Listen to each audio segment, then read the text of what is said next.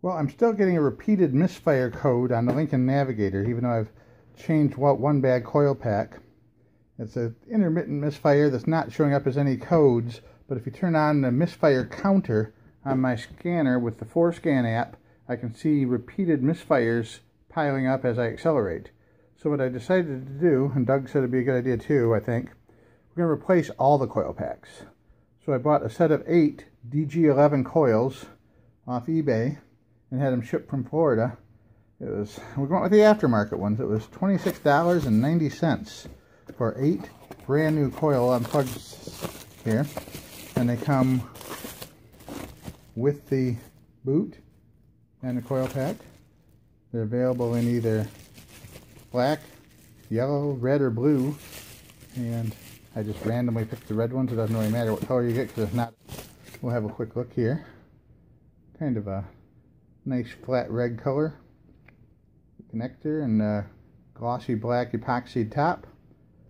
Looks like they are ready to install. Have a little bit of grease already applied inside the boot. So we're going to go ahead and put these on and see if that fixes our intermittent missing problem. It is exactly 4:15 right now. We have a 1/4" drive, 7mm socket with an extension, and we have a nut driver with a 7mm extension or socket on it as well. We've got a flashlight, and we have a step stool here.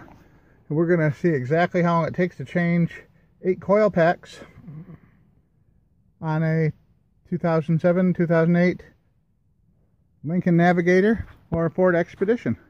And we're going to start right now. Alright, we're going to start on the driver's side. You can see the front one's right there, 2. It's the 4th one there, and the 3rd one's right down there. So there's 4 all lined up right here, pretty easy to get to. And we're going to go and we're going to move the screw. You see on the side, let's see, where's it? Right there. We can see the screw on the right side of each one right there. And then the wire connector plugs on the left side. And we're going to go ahead and do that now. All right, driver's side's all done. That took 40 minutes.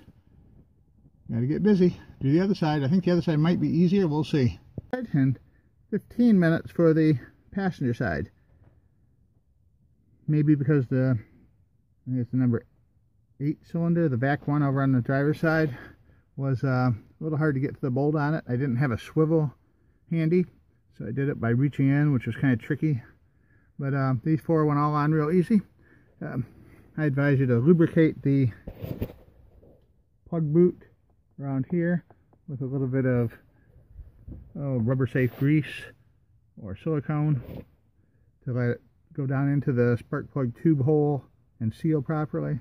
And then I also recommend tightening down the mounting screw first and then attaching the wire to it, because as you're pushing the wire down, that'll like push the back side of the coil pack down to make sure it's tightly sealed on top of the spark plug.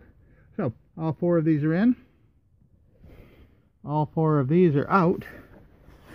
And 3 of them look like they're original Ford Motorcraft parts. I bought this truck with just over 100,000 miles on it, but I'm not 100% sure, because the lady who had it could have very well taken it to a Ford dealer for maintenance. You know, I just don't know for sure.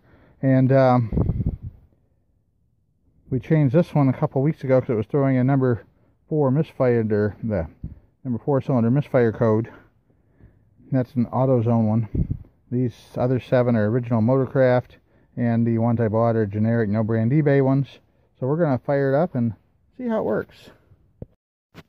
I really like this 4Scan app that you get from the App Store. You get the basic version, which is nice, gives you a lot of information, but the paid version lets you set up the dashboard like this with unlimited number of monitors that you can watch.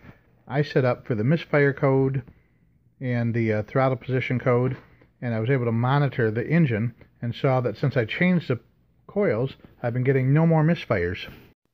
So remember, sometimes the misfires could be traced to a bad coil and it's just not showing up. Thanks for watching. Have a great day.